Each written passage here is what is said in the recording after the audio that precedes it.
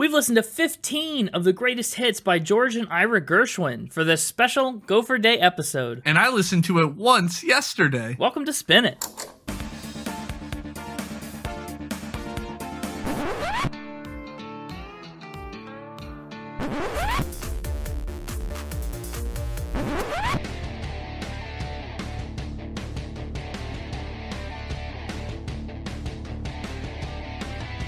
Hello, everybody, and welcome back to Spin It, the record-ranking podcast for people who would rather be listening to music. I'm James, and with me is Connor. Happy Gopher Day! Yeah, this is going to be a different kind of an episode. Today, the day that this episode comes out, is Groundhog Day in the United States. And we wanted to do something special. We thought about maybe like revisiting an artist for the first time. I thought that'd be fun. But then I thought, no, there's a rodent that's very similar to the groundhog that's been very near and dear to Connor, or, you know, to the podcast in general, and that's the gopher. For context, for non-American listeners, what happens on Groundhog Day, it's a weird holiday where we just make a groundhog look at its shadow, and if it freaks out, we get a lot more winter, and if it doesn't, it gets warmer. It's a weird kind of superstitious day, but not on Gopher Day. See, the reason Connor brought up gophers is because way back on episode 45, a singles episode, he decided to share with us Rhapsody in Blue by George Gershwin, right? Why did you pick Rhapsody in Blue?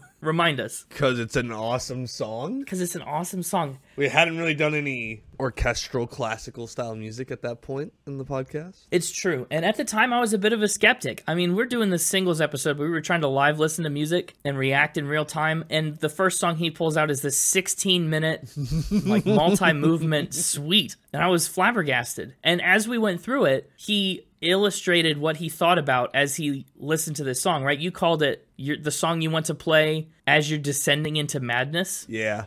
And the way that he envisioned it was like a Looney Tunes cartoon where you were hanging out trying to like whack-a-mole with gophers, like Caddyshack. Or maybe I'm doing yard work and a gopher keeps popping up. You're describing yourself in a Looney Tunes episode to this song, is what's happening. Pretty much.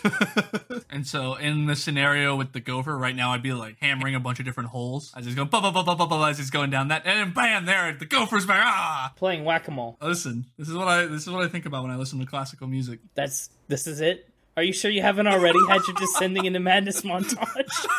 This would be a good spot for, like, maybe I've hit myself with the hammer mallet or whatever, and so I've seen, like, little gophers around my head. I'm not even going to dig into that. Maybe I've done the thing where, like, I'm having that out-of-body experience where, like, my soul floats up out of my body and then is interacting with things, like little ghost gophers, coming up with a truce. So you, in this scenario, you've tried to kill a pesky gopher. Yep. Failed. Yep. You played whack-a-mole with it for a little bit. You hit yourself on the head with the mallet. Yep. Died. Yep. And are now negotiating with the ghosts of other gophers. Yeah. Maybe we're doing the thing where we're sitting around a fancy table. I put the little napkin on as a bib, and I'm eating with the gopher, and we're chatting it up or whatever. We're having a good old time. It's like a montage of us hanging out. We have dinner. We go frolicking through the park. Me and this gopher. What is this podcast? Our commentary about Rhapsody in Blue has so little to do with Rhapsody in Blue.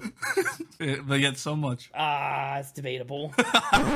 It was a wild time. It was. But since then, I mean, the podcast has come a long way in the last 90 episodes since then, roughly. And we've talked about artists who have ties to the Gershwins. We've talked about songs that they wrote. We talked about artists that performed all their music in songbook albums. I mean, to name a few, Ella Fitzgerald, we talked specifically about her song, How Long Has This Been Going On, which they wrote, George and Ira Gershwin, that is. And we talked about Janis Joplin and Big Brother and the Holding Company, their cover of Summertime. And, I mean, there's so much more. Ella Fitzgerald did a whole songbook of George and Ira Gershwin. So anyway, they've come up a lot. And I thought, what better time to really explore their catalog of music than today, on the day that we're dedicating to the gopher. Heck yeah. It's kind of another career classics episode, like we did for Hank Williams and Ray Stevens. Not talking about an album cover to cover like we normally would, because George and Ira Gershwin, I mean, far precede the album era of music. And in fact, I mean,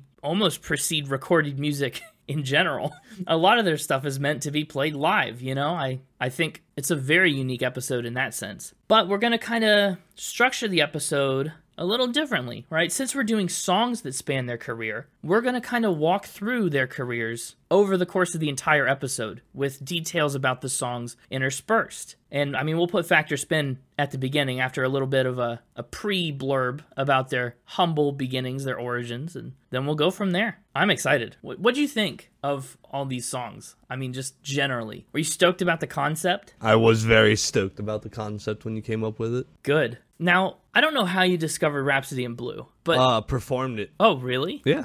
That's fun. Did you know any of these other songs? Yeah. Nice. I actually was kind of surprised that I think I did too. A few, which we'll get into when we get there, but definitely not all of them were brand new to me, which was really cool. If you're interested in listening to some of the music that we listen to and are about to talk about, you can find a playlist that we've made with all of these songs on Spotify and on YouTube. We'll link it in the description of this episode, or you can find it attached to the episode's section on spinitpod.com, and it will be right there with it. We're talking about 13 of George and Ira Gershwin's greatest hits, so let's get into it. First of all, let's talk about some of the awards that they've won, just so you have like an understanding of the significance, the impact they've had on music, and you can kind of see the end of the road where their career is headed. I mean, a ton of the awards that we talk about other people winning are named after the Gershwins. Yeah. The Library of Congress awards a Gershwin Prize for Popular Song.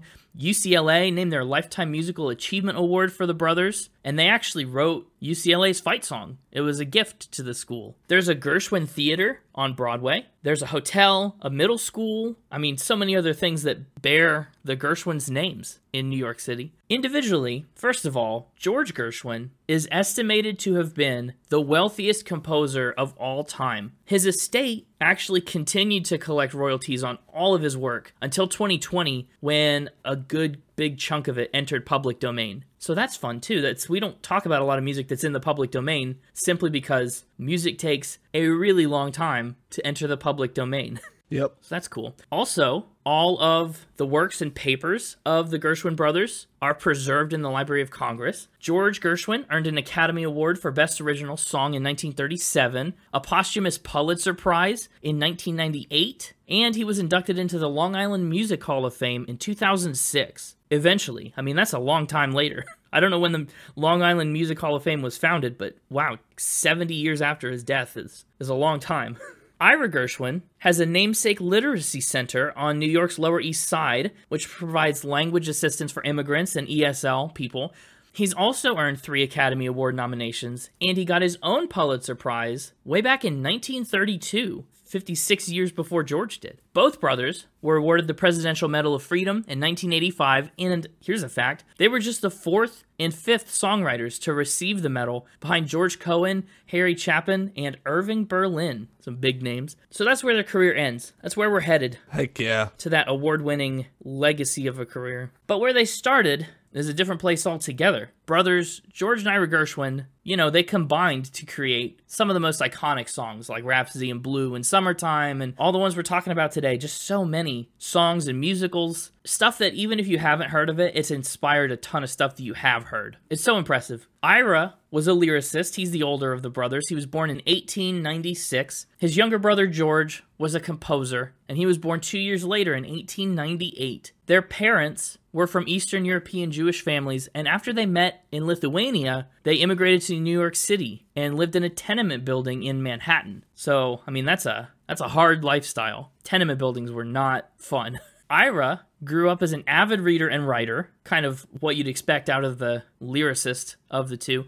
George was always outside, running around playing with his friends, and the whole family actually was pretty musically inclined. Their younger sister Frances was a performer, their older brother Arthur was a composer as well, and they grew up very close to the Yiddish theater district, so they spent a lot of time going to shows and having really excellent access to music and live entertainment for the period, which was hugely influential for him. George started studying piano in about 1911. Before too long, he came under the tutelage of Charles Hambitzer, a piano soloist in the Waldorf Astoria Orchestra. George would go on to call Hambitzer his first major musical influence in life, which is, amazing to have that kind of influence at age 11. When he was 15, George dropped out of high school to be a song plugger on Tin Pan Alley, really at the start of its heyday, to be honest. And we've talked about Tin Pan Alley before, where career songwriters would go and work for publishing companies to crank out jaunty 1920s pop hit after 1920 pop hit. And it's called Tin Pan Alley because all the windows would be open, right, on a hot New York summer day. And standing in the street below, hearing all the pianos clanking out discordant notes from dozens of buildings, it sounded like someone was hitting a bunch of tin pans. So that's where it got the nickname. But it's, it turned out all these show tunes. That's what George is up to. In 1916, George published his very first song and received 50 cents for it. Woohoo! Flat. They said, hey, this song's great. How would you like 2 quarters? And he said, yes, please. Shortly thereafter, he started writing rolls for player pianos, right, where you'd put it in the piano and then just let it run and it would play itself. Heck yeah. Aren't those cool? What a cool invention. Can we bring that back? Probably not. It seems super impractical, but wouldn't it be great? Either way, when it was all said and done, George would write more than 140 piano rolls, which is interesting because he couldn't even really orchestrate his own music at the time. He's just got such a specialized kind of skill set. Meanwhile, while George is out there on Tin Pan Alley getting a start in the music business, really planting seeds that would bloom into one of the most successful careers in American music, Ira Gershwin was out there too, working in the family business. Turkish bathhouses. Whoa! I know. Their father owned a Turkish bathhouse, and Ira was like the clerk. So definitely an interesting backstory for Ira there. Yeah. He wouldn't get into music himself until 1921, but after that point, he would join George as a lyricist for dozens of different songs, different Broadway shows, and even 4 films. A biographer once said that when the Gershwins teamed up, the American musical found its native idiom. And that's what we're diving into today. Just like American roots classical music. Heck yeah. Which, I don't know if it had much of a presence before the Gershwins, to be honest. I mean, maybe it did, maybe it didn't, but I think the Gershwins are really a significant part of what took this American style of music to a worldwide, almost like competitive level. Yeah. One of my favorite quotes that I found while I was researching is from George Gershwin. He said, "True music must reflect the thought and aspirations of the people and the time. My people are Americans. My time is today." So I think that's really the core of what we're going to dive into as we walk through their career and their lives. Like, what was America like at the time they were writing music? How does the music that they're making reflect the situation of the country and the people in it? And there's just so much. Yeah. I'm so excited. It's going to be a cool episode. It is. It already has been. But that's the background. That's the bio. We're ready to jump into their musical career. But before we do so, I figured this was as good a spot as any to put fact or spin so the mixtaper can, try and trick us with truth or lies about George or Ira Gershwin, and we'll see if I can figure out what's real. All right. This could be a really hard one for me. Well, we'll see. I guess we will. Let's bring him on in. Oh, mixtaper. Hey, it's me, the mixtaper. Happy Gopher Day. Yeah, it's Happy Gopher Day to you too. I'm sure you're celebrating in your own special way. Of course. He is my sidekick for my dastardly deeds. That's right. You got an anthropomorphic gopher sidekick. And to celebrate his special day, I kind of let him write this round of fact or spin. What? What's that look like? He's been begging me for a chance to dabble in my ultimate dastardly deed. This is the ultimate? Okay. Nothing's more dastardly than playing a game show on a podcast once a week, making you look like a fool. You do sometimes really make me look like a fool, and I'm worried that you're going to do the same this week. Well, if it is, just know it was my anthropomorphic gopher who did it this week. Okay. And if you don't look like a fool and break his spirit, well, that's on you. It's his special day, so... I know. So you want me to take a dive? No, don't take a dive, but, don't try too hard either. Okay. Getting some mixed messages, but that's fine. I think there could be a lot of interesting facts about George and Ira out here, but I don't know what's, normal for them in the 19-teens through 30s and 40s. That's our time frame, more or less, and there could be a lot of really unbelievable sounding stuff that they really did or something in there. I don't know. Let's see what you got. Well, before we jump into George and Ira Gershwin, the gopher wanted to play a special round of fast-fired facts. Oh, so is this part of the 4, or is... No, this is bonus. Oh, boy. Kind of a warm-up. Bonus? Yeah, this is fast-fired fact. Your 2 options are groundhog or gopher. Okay, so I have to tell you whether this is true about a groundhog or a gopher? Yes. I'm going to be so bad at this. Oh, gosh. Does this count towards my score for the week? We'll see how well you do. Uh-oh. Here we go. Starting off, are part of the pocket mouse, kangaroo mouse, and kangaroo rat family. Pocket mouse, kangaroo rat? I mean, you're just putting marsupial words together. But marsupial feels like it's kind of a clue. I'm going to say that's a gopher thing. That is a gopher. Sweet. How many of these are there? How many do I have to get right? There's an undetermined amount. I'm not going to tell you. Well, shoot. Okay, well. They are between 4 and 14 inches long. 4 and 14 inches. 4 inches is so small. I think that one is a gopher. Gopher! Good job. You see, this isn't too hard. It's not too bad. I've seen a lot of groundhogs in my yard growing up, and those suckers can be pretty big. Have large protruding teeth that can be seen even with their mouths closed. Oh, I know this one from Winnie the Pooh. Gopher. Gopher. Good job. Are omnivores, meaning they eat everything. Well, not everything, but I'm going to say that one is a protruding teeth would kind of make me think it's a gopher, but I think it's a groundhog. This one, still a gopher. Darn. Minnesota is nicknamed the blank state. The gopher state. Good job, good job. Had a starring role in Caddyshack. Caddyshack, that's a gopher. Hangs out with Christopher Robin. It's a gopher again. And are these all gopher? Can write code. Can write code? Yeah. Like computer code? Yeah. What? Well, they've all been gophers so far. This is the moment you would probably try and trick me by saying groundhog. But it is Gopher Day, but it's also Groundhog Day. Uh-oh. This is for all the marbles right here. No, what? I think this one is a groundhog. Ooh, and for all the marbles, this was a gopher! Oh, no.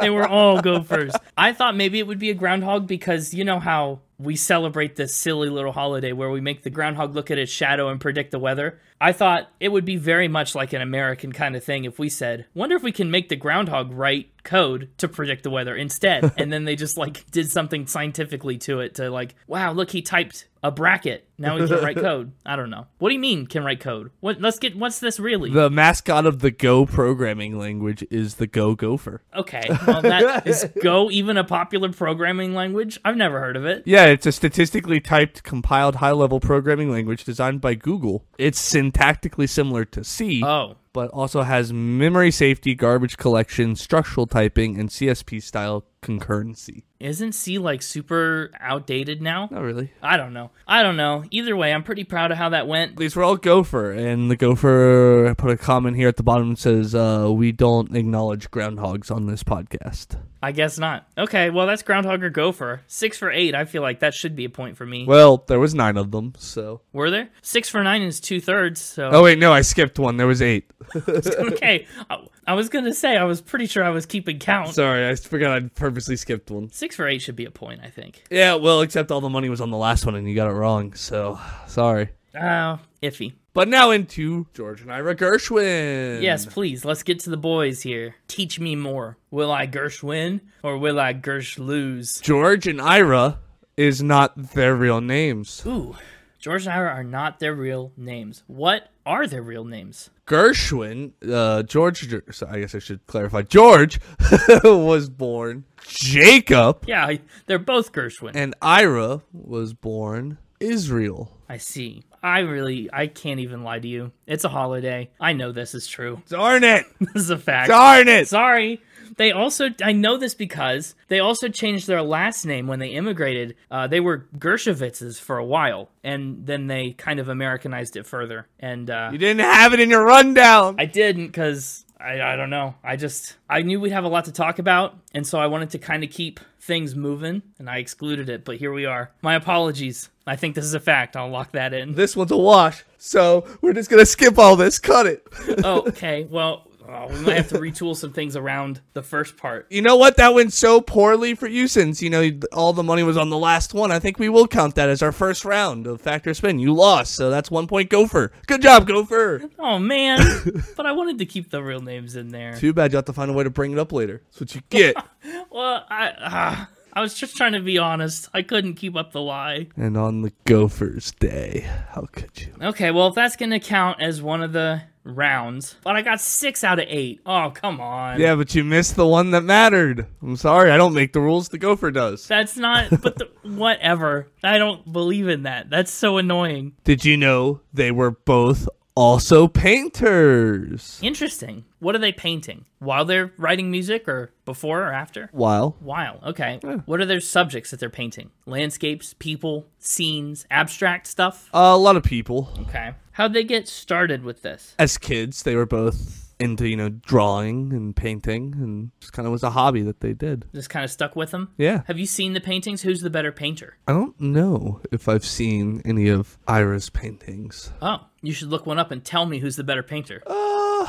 That's what I'm doing. Judge it on the spot right now. Probably Ira. Ooh, okay. Hot take, maybe. I don't know. We'll see if I agree with you, if this is true, when I've answered. Any other details I should know about?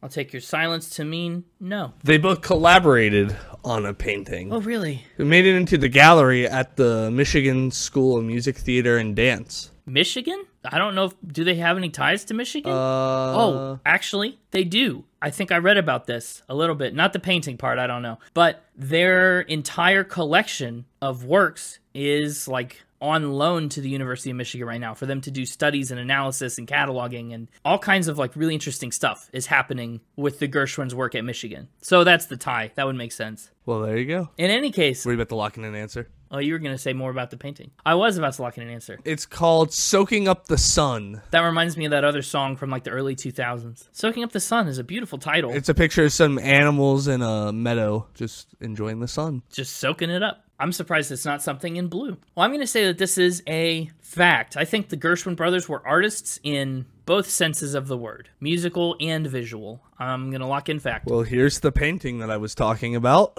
Oh, no. No! Go ahead and describe it to the audience. No!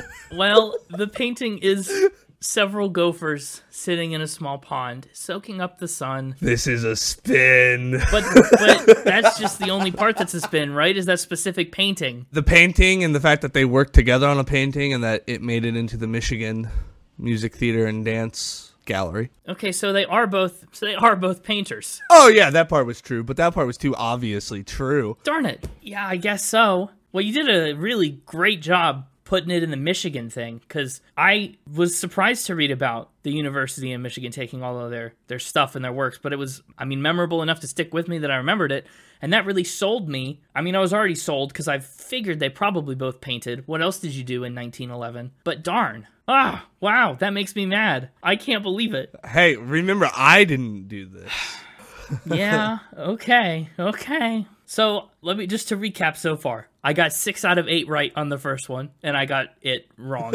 And then on the second one, they're both painters, which is true, but I got it wrong. Yep. And now we're on to the third one. George credits an illness to his success. Now that's interesting. What illness is that? Hantavirus pulmonary syndrome. Okay, what's that? Something lungy? Lungy and stomachy. Oh, did he have this? Indeed. Well, what's it do? What are the side effects and causes, really? It causes flu-like symptoms such as fever, headaches, chills, muscle pains, vomiting, stuff like that. The usuals. The usuals, as well as gastric dysfunctions and nausea. Oh. The symptoms at first appeared mild, but gradually worsened over time. How did gastric phenomena help George Gershwin on his songwriting career? I guess he credits it to his success. I don't know. Yeah, well, he referred to it as composer's stomach. Composer's stomach? Yeah. Why? What? Because he was stressed out about writing so much? Or how is this related to composing? Well, whenever he'd start to feel nauseous and gastric and dysfunctional, he would have his greatest epiphanies in composing, I guess.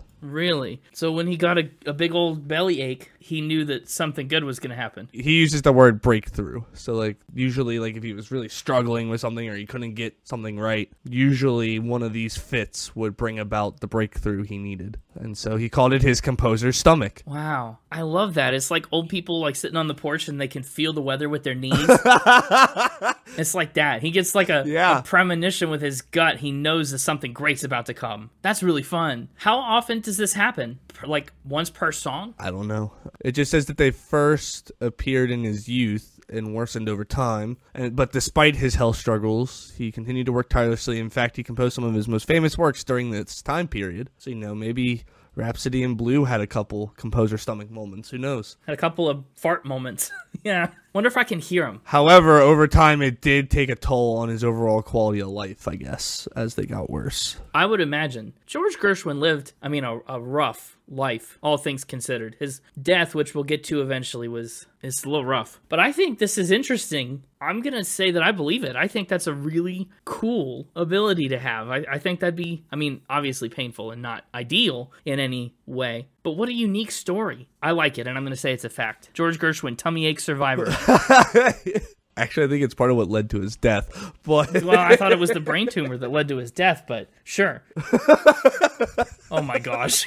I hate you. What do you hate me? What do you hate me for? I'm just the messenger this week. The gopher has done this to you. I've just received a link that is informing me that hantavirus pulmonary syndrome is a common disease in gophers.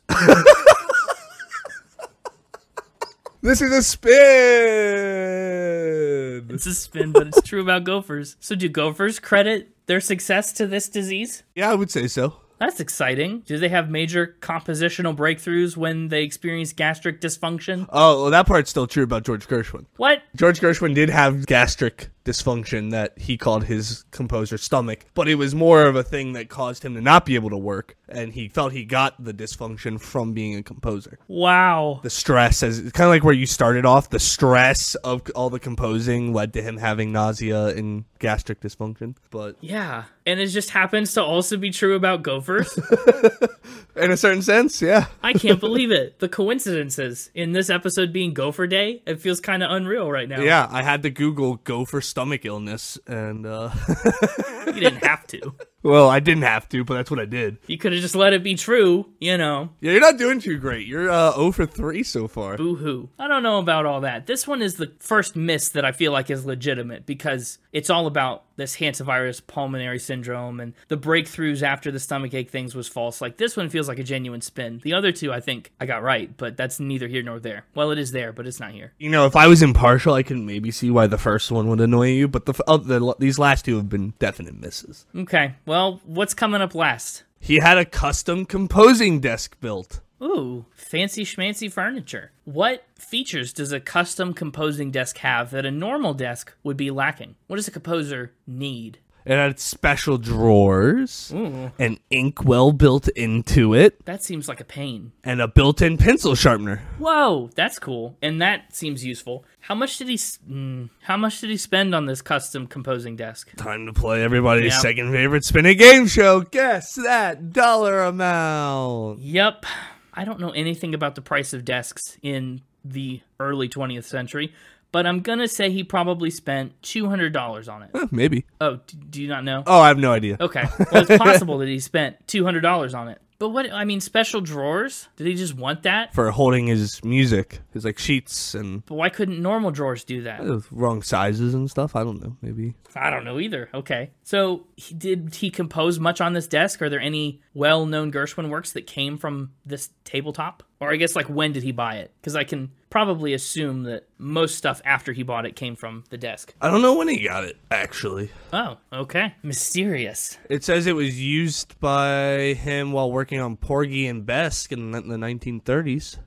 That's cool. Now, the nice thing I'm finding about this fact is there's almost no way it's true about a gopher. That's what they say. I don't think gophers need desks for anything. It's also one last detail before you go down the locking in rabbit hole. Uh-oh. Last details could be dangerous, as we proved with the painting thing. It actually sits today in the Gershwin room in the Library of Congress, so you could go see it. I was curious about its current location, and I almost asked. That is cool. Ooh, I like that. That's the smart place for it. I think that makes a lot of sense. Sure.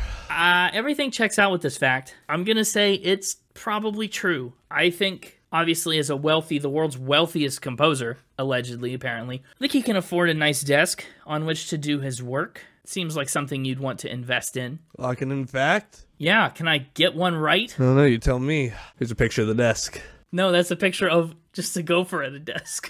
I'm so sorry. Well, you can send a picture of a gopher at the desk all you want, but that doesn't make this untrue. You're right, because this is a true fact. Thank goodness. That's the best picture I could find of the actual desk. It's so little. The actual picture of the desk is like an inch tall. It's clipped out of a image of a newspaper from September 2nd, 1979 that was on a New York Times page that I'd have to subscribe to get full access to the article. Wow. And that wasn't about to happen. No, fair enough. Well, yeah, we'll put this picture as well as basking in the sun and this other gopher at the desk. It'll be up on our socials, at SpinItPod Official on Instagram and at SpinItPod on X and everywhere else. Man, I thought you were going to get shut out by the gopher on their first attempt. That would have been so embarrassing. It would have. I'm glad I at least got 3 out of these 4 right, even though I only got 1 point. It's fine. Whatever. It's a special day. It's his holiday. I'll let the gopher take this win. Good job, gopher. He's so happy. He's going to go celebrate. Good. Great. I hope he does. May gastrointestinal dysfunction remain far from him for all the days of his gopher life. How long do gophers live? I thought that as soon as I said it, and I don't know, and I don't really want to know. Uh-oh. 1 up to 3 years. And if he was born, if he joined us on episode 45, which would have been in year 1, well, he's coming up on 2 years old, and he wasn't a baby when we got him. No, this might be his last gopher day with us. Oh, no. I'm glad he got that win. I hope that was really special for him. Oh, no. I'm glad he's left already. Yeah, he's not around to hear this. We should just try and make his last year as memorable as possible. The year of healing, maybe that'll save him. Maybe. We can only hope. Oh, no.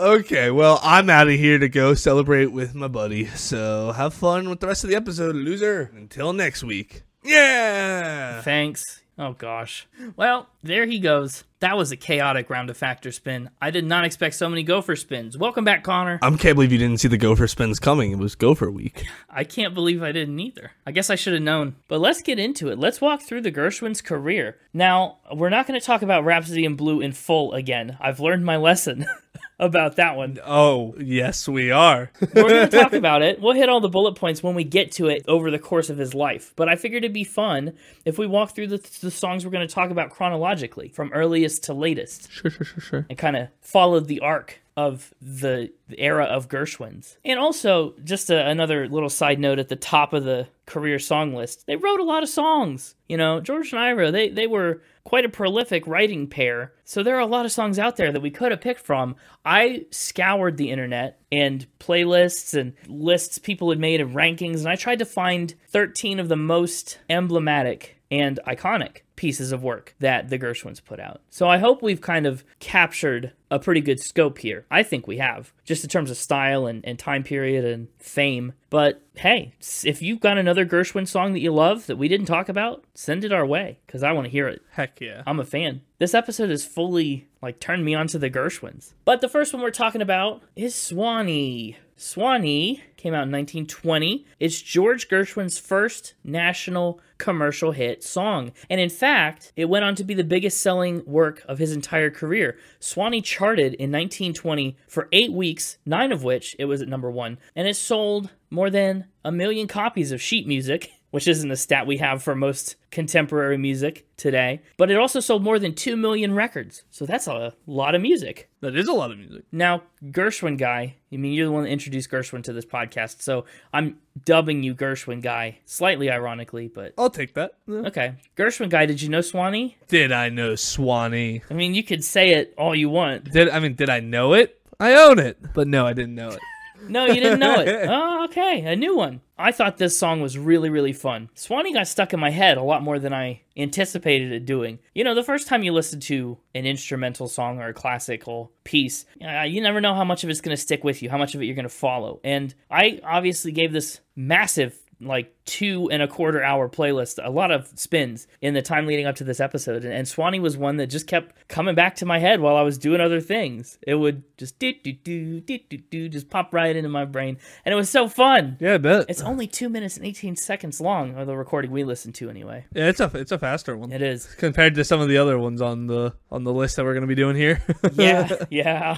And Swanee does have lyrics. I chose to include an instrumental one on the playlist because the lyrics weren't by Ira Gershwin, actually. The lyrics to Swanee were written by Irving Caesar. Gershwin wrote the music in 1919 for a review, and it was meant to be a parody song at first, which obviously is completely lost on the listener without the lyrics, I think.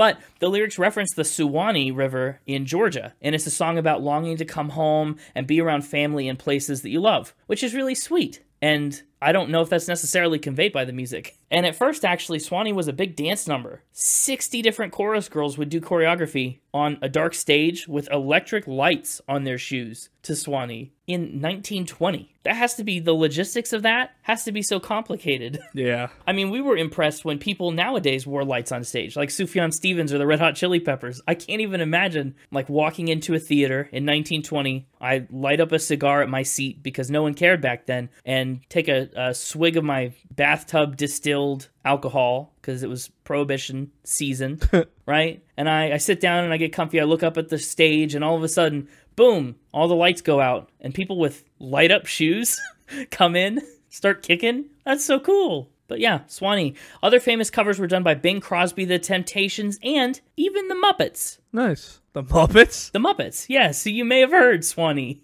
if you've perused the Muppets discography much. And then we go into a song, in George's career, and hardly you could even call it a song, but it's the total opposite of Swanee. Jaunty, happy little reflective song into Blue Monday is what we're talking about next. 2 years after the success of Swanee, George Gershwin takes on way more ambitious projects. In 1922, he writes Blue Monday. Straight up, it's a jazz chamber opera. We're talking about a half-hour-long chamber opera. What did you think of Blue Monday? Do you do a lot of opera music? No, I'm not really a big opera guy, despite really enjoying Phantom of the Opera. Yeah, interesting. Well, I actually have been to a few operas. Really? Yeah, I really like the medium. It's definitely different. I feel like seeing an opera is different than listening to opera music, though. Oh, 100%. And I felt that listening to Blue Monday several times. Every time it came on, I was like, oh, Blue Monday. I gotta try and follow who's what character and what's happening with the thing. Because normally, in an opera, even in an English opera, sometimes with all the vibrato and the singing, which is, technically so impressive, but it can be a little hard to understand lyrically. And so it's like watching a play with subtitles. They'll put, a lot of times, the lyrics up on a screen or down low. But this time, you don't have any of that. If you're just listening to it, you gotta go in blind. But for Blue Monday, George Gershwin obviously wrote the music, which is considered to be one of the first pieces of symphonic jazz to exist, period. Pretty cool. I know, right? Groundbreaking. Even in the second year of his breakout career. The libretto to the opera was written by Buddy DeSilva, and it's an interesting musical with a bit of an interesting history. It's 1922. All the characters in the musical are black. Problematically, in 1922, this meant that it was mostly performed by white actors in blackface. Mm-hmm. Yeah, has not aged well conceptually. Classic old people thing to do. Yeah, it definitely was not unique for the time period, but really, it's aged like milk, Yeah, 100 years later, 100-year-old milk. Oh my gosh, 102 years old milk. Whoa. Think of how many Blue Mondays have elapsed since then. 500? Think about how many times we've doubled since 1922. In 100 years? Every time we've doubled has been since 1922. It's pretty crazy. It is. Now, Blue Monday wasn't George's only African-American piece. One of his most famous Broadway shows that we'll get to a little later on in the career, Porgy and Bess, also features black characters, but it was originally performed with a black cast. So by the end of his career, we kind of moved that direction a little bit. But Blue Monday, not so much. Now, the story I tried to follow. It's complicated a little bit. You can hear the character Joe say in the opening, it's a story of love and jealousy. Joe and Vi are together, hanging out in a cafe with a cast of characters, but then Tom, this fella, he gets some alone time with Vi, and he tries to win her over. He's like, your man is a gambler and a loser, but she's like, oh no way. Meanwhile, Joe finds out he wins a ton of money. He's straight up just going to run away, but for some reason, he can't just tell Vi about it. She's going to get upset, and he gets a telegram that he thinks is from his mom, but then Tom finds out about this. He wants to break them up. He tells Vi it's from a secret admirer, secret woman. Vi and Joe get into a fight. Joe gets shot, and it turns out the telegram was from Joe's sister, informing him that their mother had been dead for a few years. So that really is the bluest of Mondays for everyone involved. Joe straight up finds out his mom has died and gets shot. Tom doesn't get the girl. Vi shoots Joe. It's a mess. It's a whole mess. It's a whole mess. Yeah. Critical opinion of Blue Monday was kind of split, because obviously the format of a minstrel show was quickly becoming a thing of the past, but other people saw it as kind of a foreshadowing of the musical things that George Gershwin will be capable of. One critic said, in it, we see the first gleam of a new American musical art. Other, more modern critics would call it premature, compared to Porgy and Bess, which is, of course, its obvious point of comparison. But that's Blue Monday. Blue Monday. Got the Blue Monday blues. On to Blue Tuesday. Well, we're not on to Blue Tuesday, but we're on to a song I know you love, and that's Rhapsody in Blue. It is a bit of a blue stretch. Rhapsody in Blue. Blue Tuesday. We're coming back to it. This is the first time we've repeated a song, I think, straight up. Well, I mean, we had Blondie where we did like the same song, but a different artist. Heart of Glass, yeah. But this is the first time I think we've done the exact same song. Yeah, we talked about Rhapsody in Blue as your surprise pick on our 45th episode. And you, just as a refresher, described your life like it was a Looney Tunes episode to the tune of this song. It was my Descent into Madness montage, I believe. Mm-hmm. Yeah, and the more that I listen to it, the less that I feel that. I mean, at first, as you described it to me and I was listening along live, I was following all the beats of your story. I was like, yes, definitely. I can hear it. I can see it. But then as I listened to it, it started to kind of become its own entity in my mind. At one point earlier this week, You had your own Descent into Madness. I did. I just texted you and I said, Rhapsody in Blue has been stuck in my head all day. And for an hour, I was just sitting there going, do-do-do-do-do-do. Like, it was just there. Oh, that's the part you do? Mine's always a ba ba ba ba ba ba ba ba. It was all there. Wow. But yeah, that's where we met the gopher. Yeah. Rhapsody in Blue, I know we talked about a lot of the details already, but I didn't want to leave people that showed up to be excited about a Gershwin episode hanging. Yeah, we've gotten a lot of new audience members since episode 45. Yeah. No doubt. Welcome. Rhapsody in Blue was composed in 1924, and it's kind of this classical jazz fusion that's become really a tentpole track in the American songbook, and really a defining piece of the jazz age. So I believe I said earlier, I played this song. You played this song? You probably mentioned it the first time up. Yeah, I feel like I did. Did you play the clarinet? Because that's the best part of the song. No, I was on the trumpet. I know you were, and that's not the best part of the song. It's a pretty good part, though. It's a fine part, but there can only be one best. Especially when you get to the ba ba ba ba ba ba ba ba. Oh, gosh. That part's really fun. Yeah. Now, Rhapsody in Blue was commissioned by Paul Whiteman after he was impressed by working with George Gershwin and hearing Blue Monday. So he listened to Blue Monday and he said, wow, this man has potential. I need a song. I need a song that celebrates the birth of President Abraham Lincoln. Heck yeah. And that is what Rhapsody in Blue is about. It was supposed to be a piece commemorating Lincoln's birthday, which is an ironic next place to go from Minstrel Show, but, he did it. Now I can't help but imagine the gopher dressed like Abe Lincoln. On a penny. Yeah. I would just imagine him standing there, but yeah, I like him on a penny even better. The gopher penny. Good luck. George actually came up with a lot of the rhythmic ideas for Rhapsody in Blue on a train ride. A lot of the raps. Yeah, a lot of the raps were from trains. We've already given George Gershwin a Splendid Award. He's already the best rap for RHAP, Rhapsody in Blue. So this is our best rap again. But we talked just a couple songs ago about how I love train-inspired drums and rhythms. Gershwin said, it was on the train with its steely rhythms, its rattle-tee-bang that's so often stimulating to a composer.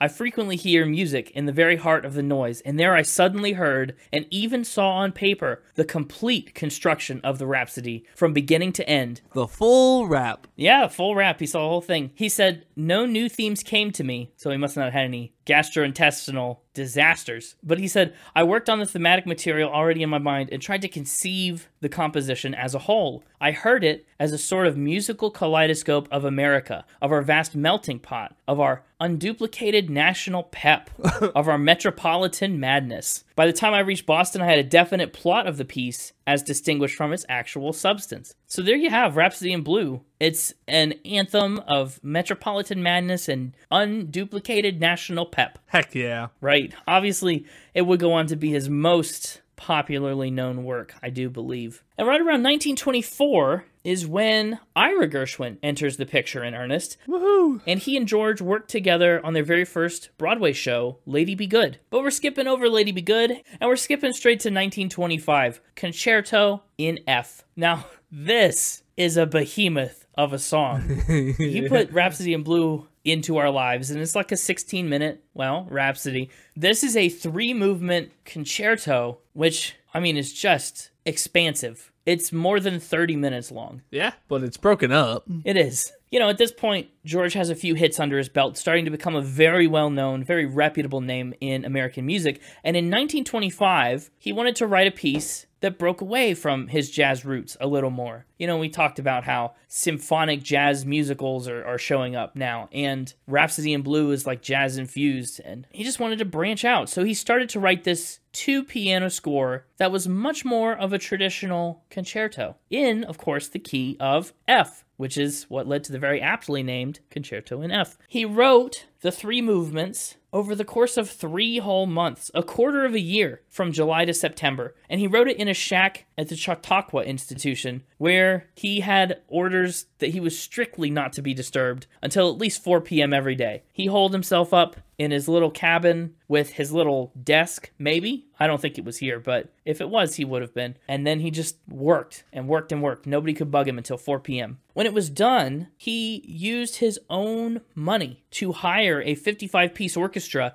to play through his draft of Concerto in F, so that he could hear the whole thing come together, and so he could make revisions to it and change what he wanted to change, which is such an unthinkable thing nowadays, but very cool. Nowadays, people just write it in like a computer software to hear it back. GarageBand. Yeah. It's the 1925 equivalent of playing your song in GarageBand. He had cabin band. Cabin band. Yeah, that sounds like a cool jug band kind of situation. Yeah. But it's like an orchestra. I'm sure they didn't play it in the cabin. I'm sure they went to a performance space of some sort. I really want it to be in the cabin. 55 people crammed into this tiny little cabin trying to play Concerto in F. What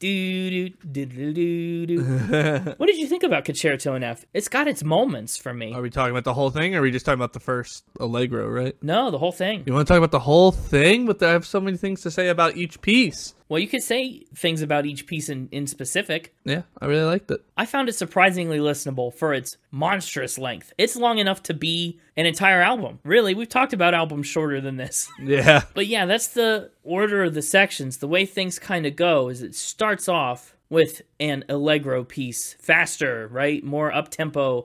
Then we move into the adagio middle section that's slower and more drawn out and emotional. The third part of the song is the allegro agitato, and it reincorporates some of the motifs from the first 2 parts to wrap up the whole piece nicely and give it a good sense of closure. Yeah. Here's a fun fact, too. I mean, we talked about how Gershwin's written all these songs. Concerto in F was one of the first pieces Gershwin, first of all, composed and orchestrated all on his own. On the rest of his previous pieces, he had to get help for writing a lot of the music and scoring it and stuff. This one, he had grown and developed enough in his craft to do it all by himself. All by myself. Yeah, that song did not come out until years after Gershwin's death.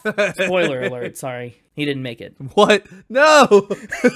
Too soon! Yeah, I know. Gershwin actually never recorded Concerto in F himself, but he did play it on a live radio broadcast in 1931, and some of that audio was able to be preserved. So that's really fascinating. He played all the instruments. One at a time.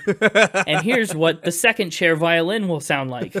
Yeah, no, not quite like that. You know how much longer that would take to play through the whole thing for each instrument? Oh, ages. Deconstruct my Gershwin. A deconstructed concerto honestly sounds cool conceptually. Kind of does. I know what we'll put in Connor's hippin' and hoppin' concerto. Oh, a concerto. Oh my gosh. It was staring me in the face. And I missed it. Up next, we're doing another little time jump to 1927 into Strike Up the Band. Another one I've played. Really? Is it? You knew this one. Mm-hmm. Intimately. Indeed. Your mouth has made the shapes that are required for this song. Some of, not all the shapes. Most of the shapes. I won't even say most. A few of the shapes. I was simply one mouth shape in a sea of mouths shaping. Sure. You know, it takes a village. But Strike Up the Band is our first proper song with bits by both George and Ira Gershwin. Strike Up the Band is a Broadway musical. Yep. It features music by George and lyrics by Ira. The original book was by George Kaufman, but a more popular revised version was written by Maury Riskind. The original show, Strike Up the Band, do you know what it's about? I'm sure I did at one point, but not off the top of my head. I don't know. It sounds like a wild musical. I want to go see it. If I ever have the chance to go see Strike Up the Band, I'll go do it, because the original musical is a satire about a cheese manufacturer who decides to sponsor a war on Switzerland to get free advertising for Swiss cheese. That's amazing. Yeah, it sounds amazing to you and me here 100 years later, but back in the day, it was not landing with audiences. They were not clicking with Swiss cheese. A lot of plot holes, if you will. We could request a license to perform Strike Up the Band and do it ourselves. Yeah, we could. We could strike up our own band. I'm looking at it right now. Really? How much does a license cost? We would need a bass, a cello, harp, 2 horns, a flute, a piccolo, 2 flutes, an oboe, 2 clarinets, a bassoon, a trombone, 2 trumpets, 2 violas, 3 violins, and in the percussion section, oh gosh, a duck call, field drum, glockenspiel, grand casa, a kit, a military field snare, a piatti, a tambourine, a temple block, a triangle, a timpani, a vibraphone, wind whistle, woodblock, and xylophone. That's all we need. Okay, so if you're out there listening to this and you play any of those instruments, reach out to us at thespinitpodcast@gmail.com, and we might have a hookup here. Included is 30 vocal books, 1 piano vocal score for Act 1, 1 piano vocal score for Act 2, and a study guide. That's great. I think we'll need all the studying we can get for this. Anyway, Riskin takes the musical, and he turns it into a silly musical about a chocolate maker having a wacky dream. Oh, Willy Wonka style. Yeah, and he said that turning this cheese musical into a chocolate musical was like trying to rewrite War and Peace for the Three Stooges, which is an incredible comparison, and it makes me want to see the new version too. Now, this song is way more of a traditional vaudeville-style musical. George was actually very heavily inspired by Gilbert and Sullivan, some iconic musical theater names. That is iconic.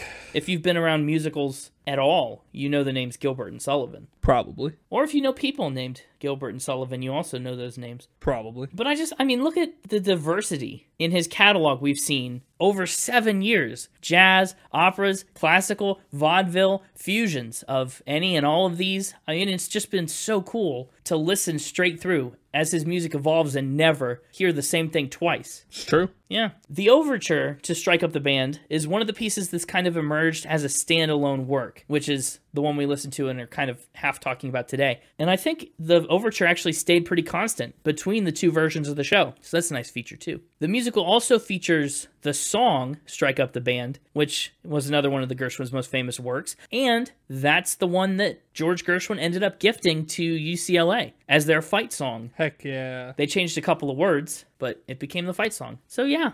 And we don't have to do as much of a time jump this time to get from Strike Up the Band to our next song that we're talking about. Oh, another one of my absolute favorites from this selection of songs. That is Swonderful, another 1927 song. Wonderful. Swonderful, Smarvelous. It is another George and Ira Broadway classic. It first appeared in the 1927 musical Funny Face and was performed by Adele Astaire and Alan Kearns. It's very much another jazz standard that's made its way into the American songbook and popular music canon. It even has an episode of Gilmore Girls named after it. That's awesome. Isn't it? I know. But obviously, that came much, much later. Prior to that, Bing Crosby, Fred Astaire, Audrey Hepburn, Doris Day, Dean Martin, Ella Fitzgerald, and plenty more have covered Swonderful. What did you think? It's the return of Ella Fitzgerald, at least the version we listened to. It is the return of Ella Fitzgerald. We listened to her cover of it, and man, it's just an excellent song. It annoys me that they say Smarvelous. Does Smarvelous bother you? Yeah, like Swonderful kind of works, I guess. Yeah, because it's wonderful. Yeah. It's wonderful. Well, you can say the same thing about It's Marvelous. Yeah, Smarvelous. But something about the way they say Smarvelous, like saying "wonderful" the way they say it, you can clearly tell they're going for "it's wonderful," but then they just go "smarvelous," and it's like it just sounds like you're saying "smarvelous." Doesn't sound like you're like slurring into it at all. Oh, got it. Like there's not enough of a break in between. Yeah. The one that messed me up was exceptional. Every time I hear that, I go, "What?" Oh, and then I remember what song I'm listening to. But I talked about, I think on the Ella Fitzgerald episode, that there's kind of a sweet spot for lyric writing, where if you go really old, you get a lot of really fun lyrics. And then in the middle part, you know, the 1950s, early 60s, you kind of start to see a real dip. You get a lot of smarvelouses. Well, no, Smarvelous is great. That's the good stuff. Oh. The 50s and 60s, you get a lot of dips in lyrical wow factor, I think. No wow. And then it comes back later on. But I think Smarvelous is in that first category of great lyrics, even though it's old. I think it holds up. My dearest four-leaf clover time. From now on, my heart's working overtime. They don't make them like that anymore. This one's also going on my playlist. And maybe even the playlist. Whoa. It could happen. Wonderful is a strong contender. But we'll get there. First, we got to get to Paris. Well, we are Americans, so. Yeah, we'll be Americans in Paris. Just like that Gershwin song. Oh, what was it called? The one from 1928. Frenchmen in America? No. Close. I think it was called An American in France. That's pretty darn close. Maybe somewhere a little more specific in France. You're right. Yeah. An American in Nice. Yes, that's gotta be it. Yeah, it's the one. An American. No, it's probably An American in Paris. It's probably the one I'm thinking about. Only if you're lame and mainstream media follower. What? Okay. An American in Paris. George Gershwin actually spent some time in Paris in the mid-20s. Whoa. Yeah, for real. He was an American in Paris. And he tried to study composition, but he actually got turned down by a lot of potential tutors. They're like, nah, bruh. Yeah, kind of, but not for the reason you think. They thought that too much formal training would mess him up, would ruin him and his jazzy style. Oh. They said, you're too unique, you're too special. Don't add paint to a masterpiece. That's a really kind way of being like, we don't want to teach you. No, it's legitimate. Or maybe he was better than them, and they were like, oh, we don't want to mess you up, but really they're like, oh man, if I teach him, he's going to realize that he's better than me. I mean, it maybe is a part of that. Nadia Boulanger said, what could I give you that you haven't already got? Dang. Pianist Maurice Ravel said, why become a second-rate Ravel when you're already a first-rate Gershwin? Although, that may be apocryphal. Who knows? Still a fun quote. My point is, I mean, how it's exceptional, right? That you can be that good. That people refuse to tutor you because they don't want to mess you up. They don't want to ruin the magic that is George Gershwin. But while he was over there, he composed the aptly named American in Paris. Heck yeah. Which I really have fun with a lot. I like the car horn kind of sounds in it. I like the just general flow and style of this song. I'm a big fan of this one too. Yeah. It's classified as a tone poem, which is a term I don't think we've heard before on this podcast. You ever heard of a tone poem? Heard of it. I own it. So no. But no, I haven't heard of it. No, okay. Well, a tone poem, definitionally, I looked it up. It's also known as a symphonic poem. It's a piece of orchestral music, usually in a single continuous movement, which illustrates or evokes the content of a poem, short story, novel, painting, landscape, or other non-musical source. So that's what he's trying to do with An American in Paris, is instill that imagery in you, take you to that place. He said, my purpose here is to portray the impressions of an American visitor in Paris as he strolls about the city, listens to the various street noises, and absorbs the French atmosphere. Meets a French gopher on their descent into madness. He could, yeah. It occurs to me that we've also talked about Duke Ellington's Harlem Suite, which also strikes me as a bit of a tone poem. Although that kind of comes in multiple movements. I don't know if that counts or not, but I love the idea. I do like the idea. It's a good idea.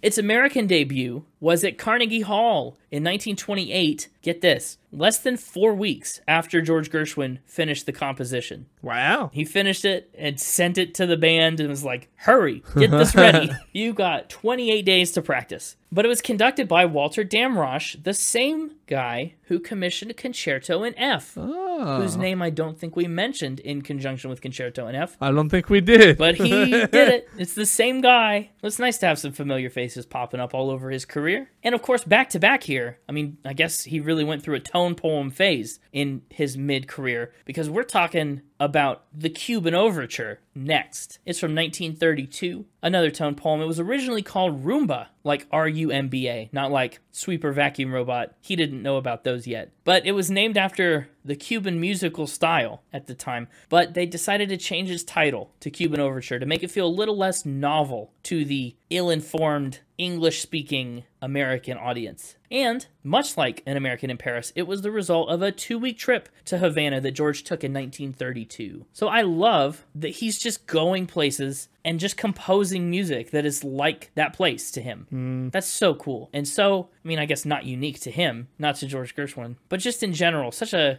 interesting way to write a song. Yeah, I like it. It's kind of like, I know the songs themselves don't really count, but it's kind of like, was it Sufjan Stevens? No. With Illinois? Yeah, was that Illinois? Did I nail it? I don't know what you're trying to say, but... The concept of writing songs that remind you of like a place. It's kind of what he was doing with Illinois, right? It was like a whole album dedicated to things in Illinois. Yeah, true. And actually a very interesting and good comparison that I like a lot. Yeah. See, I nailed it. You did. Cuban Overture, I think, is one of the most unique of the longer orchestral pieces in this lineup. And a lot of the reason for that is because it's full of Caribbean themes and rhythms with a lot of interesting Cuban percussion throughout, including claves, which is really fun. I love the claves. I know, right? They never get old. They're very fun. They're up there with the triangle in terms of things I always want more of. Harmonica. Yeah, harmonica, triangle, and claves. Yeah, the big three. Interesting. It'd make a really weird song. Coming to Connor's Hibbin' and Hoppin' album. That'll be my concerto. It'll be made up of... We can deconstruct it. just triangle hits for like 10 minutes. And then it switches to just clave hits for 10 minutes. And then it switches to just harmonica. Maybe they come together at the end. Yeah. Cuban Overture is also written in what's known as ternary form, which means it's made of an introductory section, a middle, and it ends with a reprise of the first section. We get that same kind of journey that we took in Concerto In F. ABA, if you will. ABBA. No, that's ABBA. Oh, my bad. Who we've also talked about on a singles episode. Yeah. Weird. All the singles episodes are converging. Cuban Overture premiered for more than 17,000 paying customers at an event that George recalled as the most exciting night I've ever had, which sounds, I mean, just incredible. 17,000 people. That's an arena full of people coming to hear your work and sit and listen to the brand new George Gershwin song. I'm sure it was quite the event. I'm sure. Olden day Woodstock. That's right, 1920s Woodstock. Gershstock. Gershstock. I got a question for you. Yeah, I'm sure you do, but who cares? Okay, fine, I won't ask it. Yeah, who cares? As a matter of fact, that's the next song we're talking about. 1932's Who Cares? We're specifically talking about Tony Bennett's version. Was there not the Gershwin version on Spotify? Well, I mean, what do you mean the Gershwin version? They didn't really... Well... Not much recorded music of the Gershwins has survived. Yeah. And, I mean, I wanted a version with lyrics for sure. And I wanted a version... I mean, Tony Bennett, add him to the spin cycle. I've not listened to a Tony Bennett album yet, or even had much exposure to him just out and about. But I thought, what a great opportunity to get him in here. Fair enough. But Who Cares is another George and Ira piece, combined, written for the 1931 musical of Thee I Sing. It's a satirical musical. They wrote for a lot of satire, is what I noticed. A lot of their musicals were based in or around satire. But it's a satirical musical about American politics. They wrote of Thee I Sing with the same team that was behind Strike Up the Band, but this time Kaufman and Riskind worked together on the book, so it didn't need any rewrites. And in fact, Of Thee I Sing is considered to be the first consistently satirical American musical. Oh. Yeah, the first satire, which is wild. He's had a lot of firsts. Uh-huh. The Gershwins, pioneers in every sense of the word, except the literal sense of, like, westward expansion.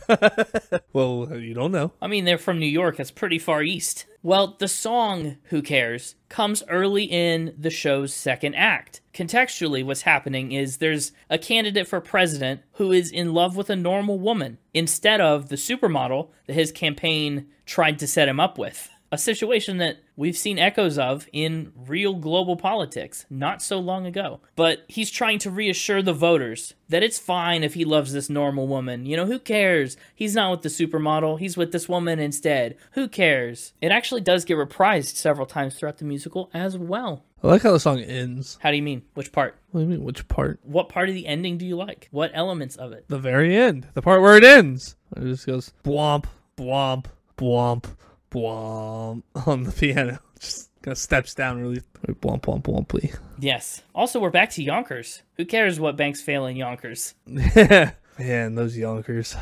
Silly Yonkers. Famous covers of Who Cares come from legendary names such as Fred Astaire, oh, guess who? Ella Fitzgerald. Whoa! Also Judy Garland, B. Arthur, Tony Bennett, of course, Sammy Davis Jr., and many, many more. I thought Who Cares was fun. We're on kind of a back stretch of shorter songs. Yeah. We're through, like, the big symphonies and overtures and... We're through, like, what I call staple Gershwins. A lot of them. Like, I know you said you picked 15 or whatever of, like, the most famous Gershwin songs, but, like, there's a big difference in tone and sound. Oh, definitely. From, like, a Rhapsody in Blue or a piano concerto to Who Cares and Summertime and Swonderful, you know? Well, okay, but that's true. But Summertime and the upcoming I Loves You, Porgy are two of Gershwin's, like, most known and most covered works, right up there with Rhapsody in Blue. I agree with, like, most covered and most popular, but I guess when people, at least me, maybe I'm wrong about most people, but in my head, most people associate George Gershwin with classical music, right? I think a lot do. Which isn't necessarily the vibe you get when you're playing Swonderful or Who Cares. No, and I think And so you might hear that song and not instantly... You know, like, you're going to hear Rhapsody in Blue, and even if you don't necessarily know who did it, you're going to be in that mindset of, like, the Gershwin people and era, not so much with, like, a Who Cares. Well, the reason for that, I mean, that's all George. All the instrumental stuff, that's all George Gershwin. And I think the real reason that the Gershwins, plural, music kind of extends to such a wide audience and such a wide range is it depends on whether you're thinking of the Gershwins as George Gershwin, the composer, right, the orchestra guy, or Ira Gershwin, the lyricist, who helps write these Broadway musicals that have really just laid the foundations for musical theater. You're right. So there's definitely a discrepancy there. But I think, I mean, honestly, Ira is a huge part of why that is and why there are two halves, two sides to the Gershwin coin. I guess I'm a George Gershwin fan. That's fair. And less of an Ira Gershwin fan. Man, okay, wow, hey. Well, I don't necessarily associate them together, right? Which, when they work together, they put out a lot of stuff like Swonderful and the musical style songs that, you know, you were talking about with lyrics and stuff, because that's what Ira did, right? Yeah, Gershwins. Yeah. Whereas I remember just, like, mainly Georgie himself, you know, Rhapsody in Blue, Blue Monday, Strike Up the Band, American in Paris, that kind of stuff. Because that's what I guess, grew up around, right? That was a lot of what we did in band, and when I'd be in one of my classical music kicks, so that's the kind of the place I'd lean. So I guess I'm just more excited to talk about those songs than I am some of the other stuff. Oh, well, I mean, that's fair. I'm excited for the blend. Yeah. Especially Summertime. Summertime is one we're actually revisiting. I don't know if you remember. Really? A little bit. Yeah. Who else did a cover of Summertime? You may remember it from not 100 years ago, but 100 episodes ago. Janis Joplin and Big Brother and the Holding Company covered Summertime. And it's their own version, obviously very much more acid rocky than George and Ira ever could have imagined. But a lot of the spirit's still there. But yes, finally, we've made it up to Porgy and Bess. Probably the Gershwins, plural, most famous operatic work. It's from 1935. Like Blue Monday, like I said, it's written for an all-black cast, and it actually got performed with an all-black cast, too. And it's also, like Blue Monday, a full-length opera adaptation of a play, which in turn was an adaptation of DuBose Hayward's novel, Porgy. So it was a book, that was a play, that was a musical. But just because the musical was a little bit better than minstrel-style Blue Monday, that doesn't mean it was necessarily unproblematic, because it also received plenty of criticism itself, even back in the day, for its language and its vernacular, as well as stereotypes that definitely haven't aged well a century on, as I'm sure you can imagine. But an interesting fact about this, you know, it's a book, play, musical, is that the musical was actually George Gershwin's idea. It's not one of those situations where someone approached him and commissioned this, or someone said, hey, I would love if you wrote this. He read the book in 1924, and he said, oh my gosh, I gotta reach out to the author. And he's the one that came to DuBose Hayward with the pitch for what he called a folk opera. That's cool. It is cool, I know. I love to see that kind of inspiration and initiative come out of him. Like, what a fun thing. He wanted to do it, and he did it, and it is one of the most milestone moments of his career. He said that Porgy and Bess is a folk tale. Its people naturally would sing folk music. When I first began work on the music, I decided against the use of original folk material because I wanted the music to be all of one piece. Therefore, I wrote my own spirituals and folk songs, but there's still folk music, and therefore, being in operatic form, Porgy and Bess becomes a folk opera. So it's kind of a thing that he's made up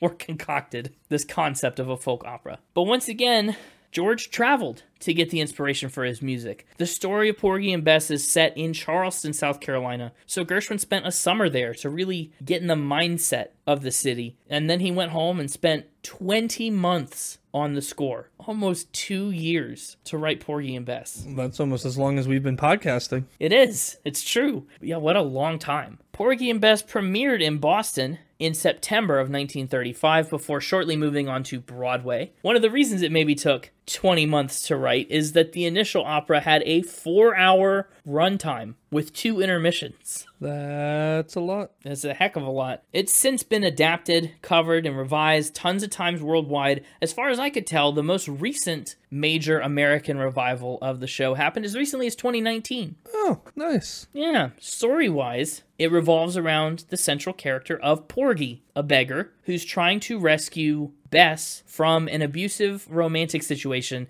in a world of drugs. I mean, that's where we get to eventually. But Summertime is the opening song for the musical, for the opera. It's really here to set the stage for everything that's coming to follow. It's framed as a lullaby that a mother is singing to her child on a hot summer day, with lyrics, of course, by Ira. And it's meant to evoke African-American spirituals. In line with what he said about a folk opera, he really set about trying to make this traditional-sounding new music. And in a way, I think he succeeds to a degree. I liked Summertime. I did too, and the living's easy. You and I aren't the only ones that liked it, though. Critics praised the song very, very highly. Robert Cummings said, "Without doubt, one of the finest songs the composer ever wrote. Gershwin's highly evocative writing brilliantly mixes elements of jazz and the song styles of blacks in the Southeast United States from the early 20th century." Stephen Sondheim said that they were some of the best lyrics in the musical theater. So that's high praise. Coming from Sondheim, pretty good. Pretty good. I mean, it's no spinning award, but pretty good. Pretty good.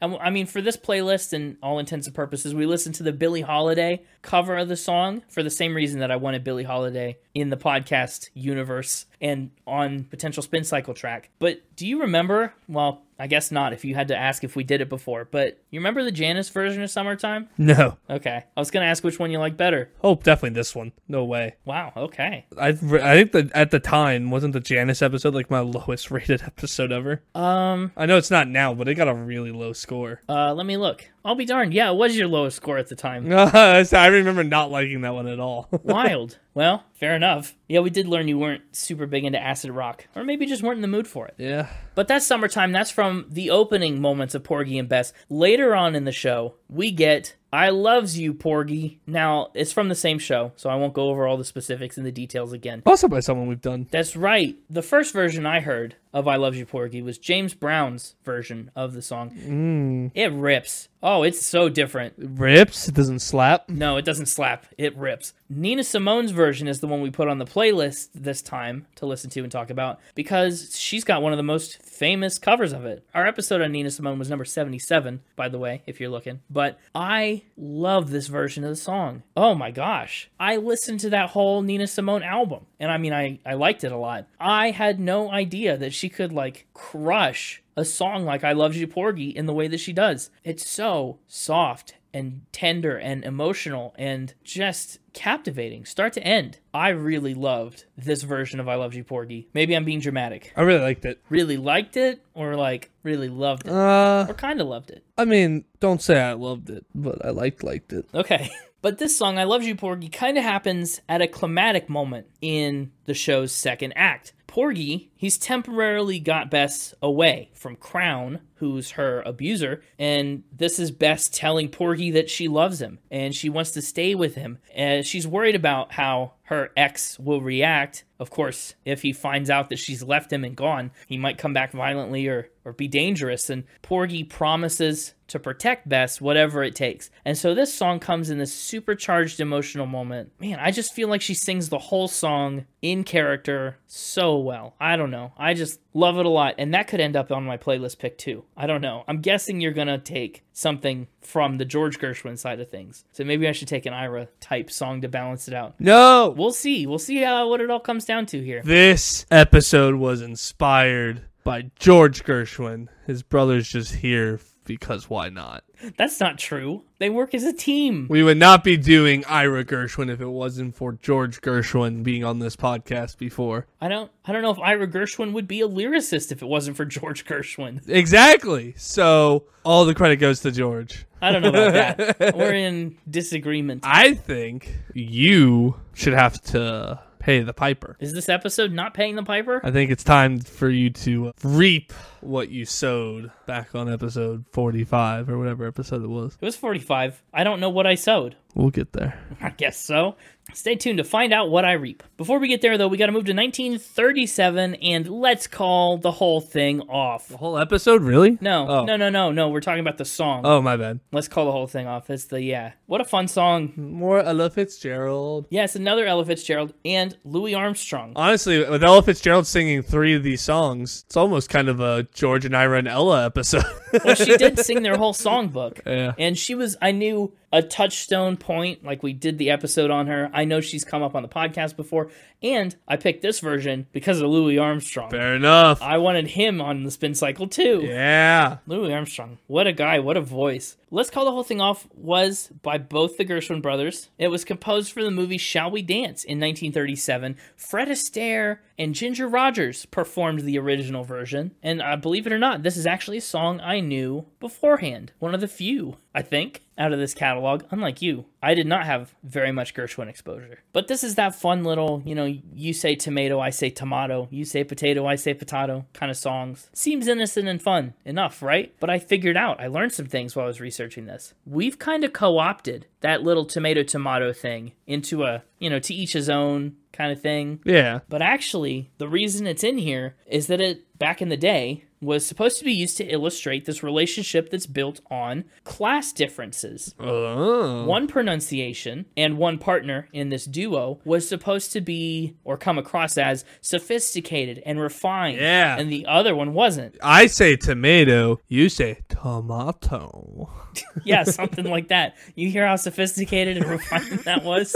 So it's used here, that duology kind of thing. It's used to kind of get a star-crossed lovers from different worlds situation. Wait, which one do you think is supposed to be the classist? Do you think it's like, oh, I say tomato because I'm uneducated and don't know better? Or is it supposed to be tomato like, oh, you're saying it fancy? Which way do you think that's supposed to go? I don't know. I don't have any idea.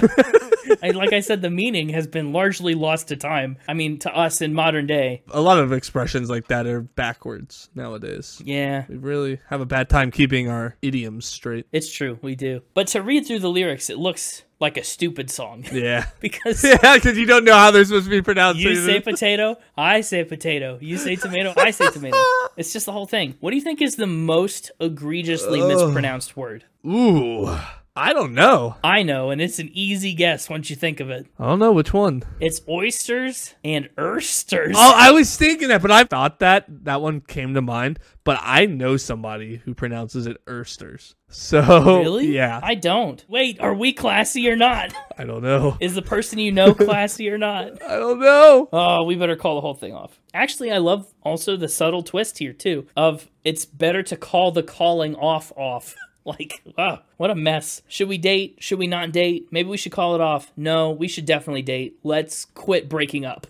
It's very fun. And I can tell, I mean, you can hear it in the way that they sing it. Louis and Ella have such a fun time with this song. And that makes it fun to listen to. Here's one, though, that I do need to know. How do you say, neither or neither? It depends on the context. Okay, that's me too, right? When that one came out, I was like, what about I use both? Depends on if I'm in a classy or a classless situation. Yeah, I really think it does depend on context. If I'm either A or B, or either D or F. You know what I mean? Yeah, I think I have a neither lean to me, though. Oh, you lean neither? I think I lean neither. Well, I lean neither. It kind of just depends. Like, I would say me neither. I'd never say me neither. Yeah, I would say me neither, but I would say neither here nor there, you know? So it's like both. Yeah. Weird word. It is. Let's call the whole word off. Like most words like that, like people say it one way or the other, right? And it's like a divide. That's like the only one I think that I saw in this song that I say both ways. Anyway. Last up in our long odyssey of Gershwin works is Love Is Here to Stay from 1938. This song hits a little differently, rings a little different than the rest of them on this list. Why? Well, in 1937, George Gershwin started to experience a lot of sudden health problems. Really severe headaches, said he smelled burning rubber a lot. You know, some of those stomach aches kind of things. Just was not doing his best. In February, he was performing Concerto In F with the San Francisco Symphony Orchestra one day when he suddenly had a lot of coordination problems and blacked out. Oh, no. Yeah, he started having mood swings and trouble eating. In July, he just collapsed and fell into a coma. As it turns out, he had been unknowingly suffering from a brain tumor. Oh, no. They tried very frantically to perform surgery to save his life, but... It's not the kind of thing I want you to do frantically. I want you to take your time with brain surgery. Well, they didn't have time to take their time. They didn't even have time to do it frantically. He passed away on July 11th in 1937 at the age of 38 years old. And Love Is Here to Stay was the last work that George completed before his death, actually. After he passed away, Ira took the score that George had written and composed lyrics to it as a tribute to his late brother. And actually, George didn't have a verse written when he wrote the song. He had some ideas that he had shared with Ira and pianist Oscar Levant, but he never got around to writing them into the song himself. So Ira sat down with the pianist and they recreated it from memory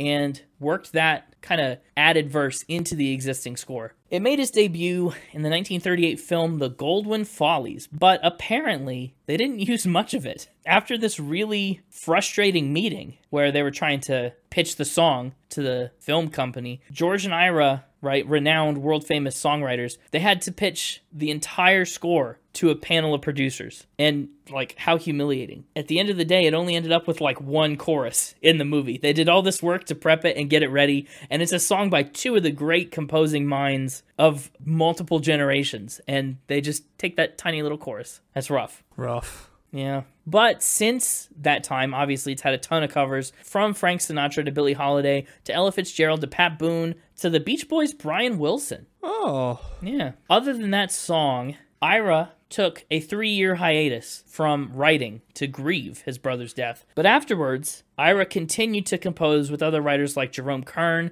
Harold Arlen, and Kurt Weill. He worked on film lyrics. He actually revived almost a dozen unused George Gershwin compositions, and he did a lot more work. Famously, Ira would write for Judy Garland's 1954 movie A Star Is Born. He continued to work for a couple decades, and then in 1983, he passed away from heart disease at the age of 86. Pretty good age. It is. That's the story of the Gershwins end to end.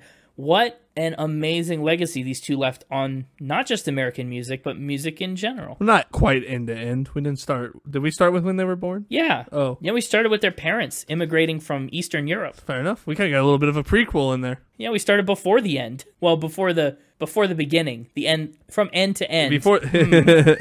You get what I'm saying. We started before the Gershwins were on the scene, and we're ending after they've left. So that takes us to Final Spin. It's a different kind of Final Spin this time because it's kind of a career classics episode. Therefore, I did my best not to score these recordings of the songs per se, but the songs themselves. So I don't have an instruments and production score because that's based on a specific recording. I'm mostly given scores for the music, for the lyrics, and just for the vibe in general of the songs and how they sound. So, music, 93. Incredible. Just so good. So many of these songs that I thought would get lost on me because they're 30-minute symphonic pieces stuck around so much to the point where I could identify a lot of them from random points in the middle of the songs, which I did not expect and was pleasantly surprised by. Heck yeah. I really like George's composition style.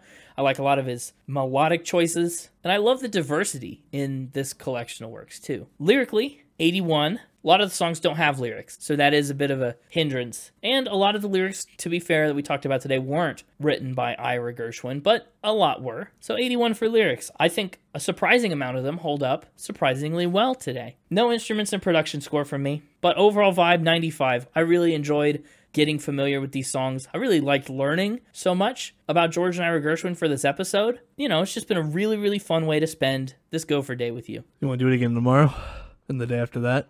The day after that? And the day after that? Well, do I look like Bill Murray to you? Well, no, that'd be Groundhogs. Oh, you're right. That's giving the George and Ira Gershwin Gopher Day Career Classic Special an overall score of 90.5 from me. Nice. Nice indeed. A 90.5, if it were an album, would rank it... Top 100. Close. Really high. It would rank at number 82. 82. Yeah, that's pretty high up there. Bravo, G and I. G and I would rank at 82, but what about you? I also liked it. You liked it? Oh, really? Shocker. Big fan of George Gershwin. Are you really? Decent enough fan of Ira Gershwin. I don't know. You don't sound like a fan of Ira Gershwin. It's a good enough fan. Yeah. I'm going to start with my top 3. Okay. In the order we listen. Career order. In career order. Big. Rhapsody in Blue. Ooh. Skipping over the opera? You don't like Blue Monday enough to be in the top 3? Not in the top 3. No, I believe that. Concerto in F. Nice. That's a long concerto. Yeah. An American in Paris. That would be like us if we were in Paris. And honorable mention, Who Cares? I go back and forth. Whoa. I'm thinking Who Cares? It's either that or let's call the whole thing off. Really? But I can't tell if that's just the Louis Armstrong bias kicking in. Maybe. I'll throw Ira honorable mention. Okay. Liked him good enough. Good. I definitely thought you were going to say Cuban Overture there towards the end. I liked Cuban Overture, but I don't know. It's not quite as good as An American in Paris. I think that's the better of the whatever that type of song was you named. The tone poem? Yeah, that. Yeah. I actually am not surprised to see your top 3 skewing George. Me neither. As for score. Yeah, what's that score? Given this one, 8 Descents into Madness montages out of 10, obviously. Whoa, really? Yeah. Why? Like, why isn't like too low or why isn't like too high? Too low. Why so low? An 8? Rhapsody in Blue was your idea. Yeah. I don't know. There's a couple songs that kind of lost me. Really? Yeah. Wow. I thought this would be like your thing. It is. Whoa. It got an 8. That's a pretty good score. Yeah, but wow. I know I've given out a lot of 9s recently in the year of healing, but I don't just give them out like candy necessarily. You know, I got a lot of non-nuns. No, but you always talk up like classical music. We should do classical music. Yeah. We haven't ventured there much. And instrumental episodes. And half the freaking playlist was more modern day covers of classical music. I don't know what you... I don't know if you want music from the 1930s. Want me to go find on Spotify? No, I want more Rhapsody in Blue and less I Love You Porgies. Although I Love You Porgies, I like that I Love You Porgies. I don't know. I want more Rhapsody in Blues, less Swonderfuls. All right. Oh, but Swonderful was Swonderful. I liked it a lot.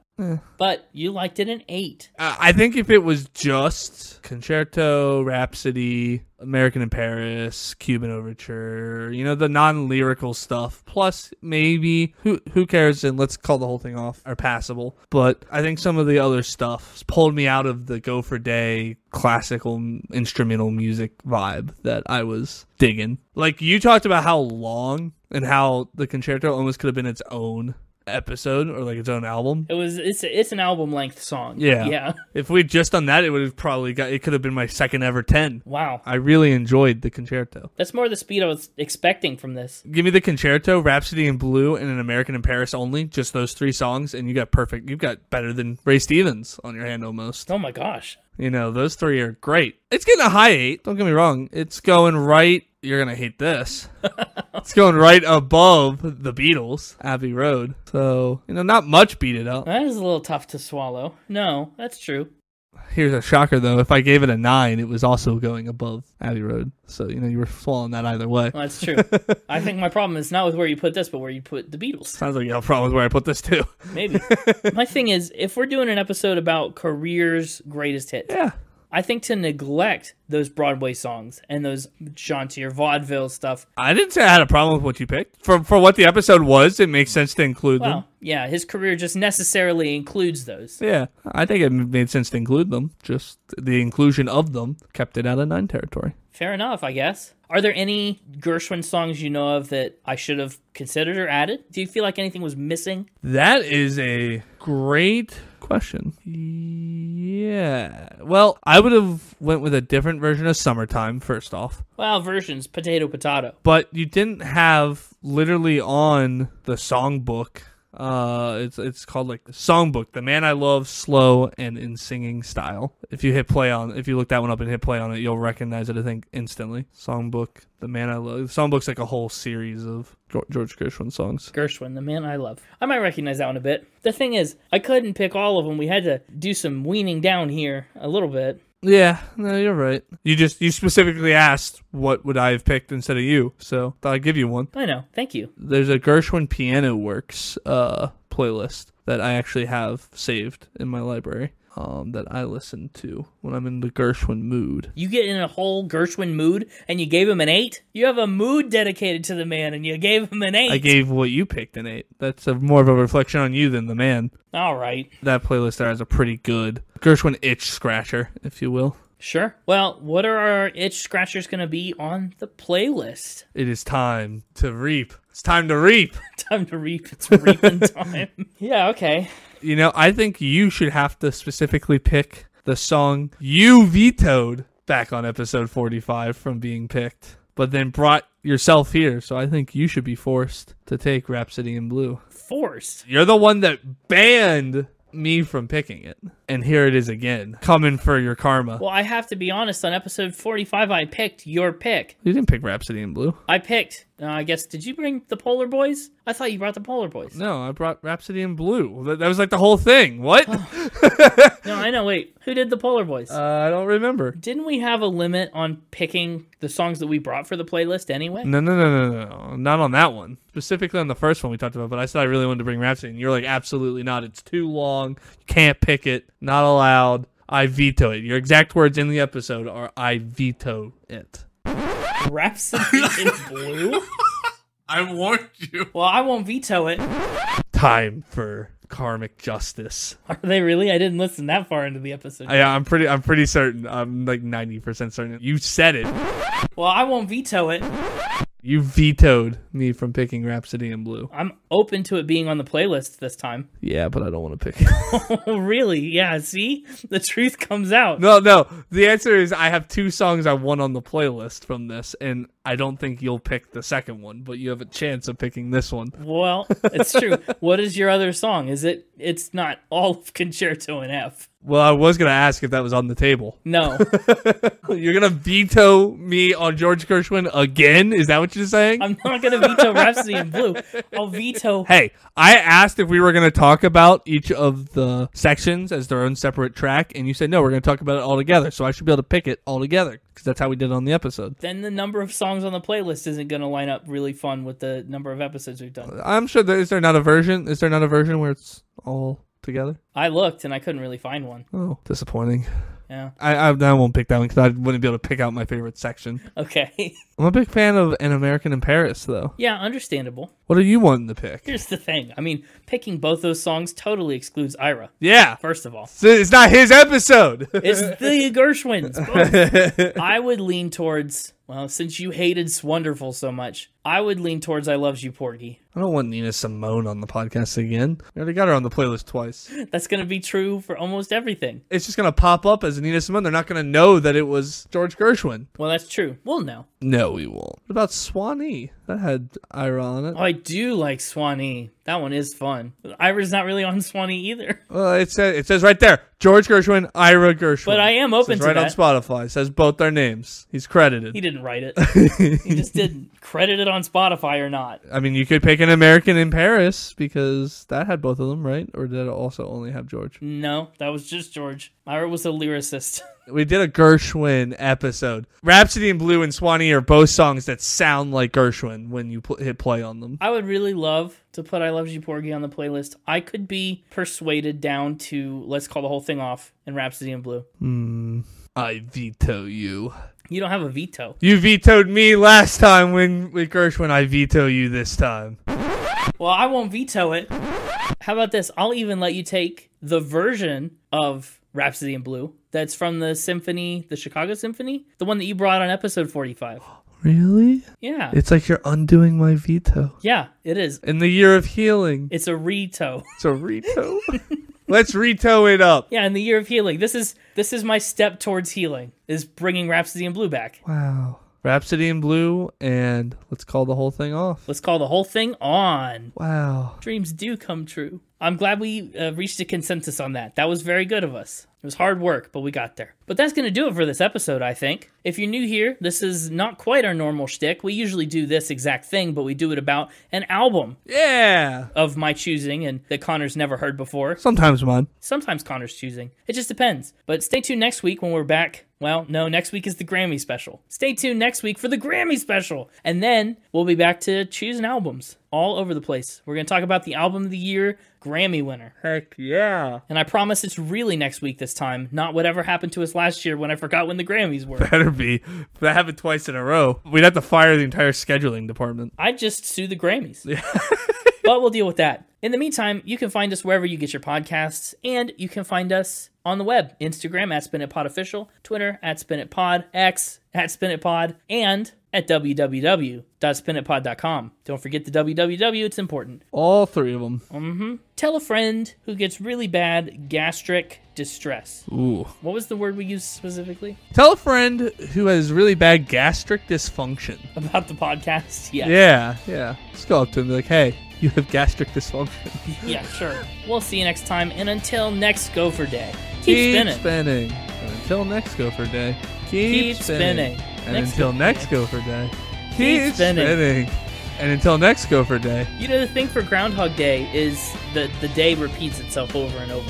There's no more reason for that, really, right? Groundhog Day is just the day they decided to make that movie about. That's not like a Groundhog Day thing. But what would Gopher Day do? It doesn't repeat the same day over and over. I think Gopher Day is where every day is a different day. You wake up and every day is the next day. Every day is Gopher Day. Like that's wild. What a concept. What if Gopher Day you live the day in reverse? Oh, I think if he sees his shadow, we're in for 5 more months of healing. Oh, and if he doesn't, we're still in for 5 more months of healing. It's either 5 more months of healing or the next year is around the corner. Yeah, maybe. See, that's how they get you with Groundhog Day. They say, however many more weeks, but then they also just say if not, then spring's around the corner. They don't really say how long of a time frame around the corner is. It's the same amount of weeks. How many weeks that is. It's the same amount of weeks. That's how they get you. Those scheming groundhogs.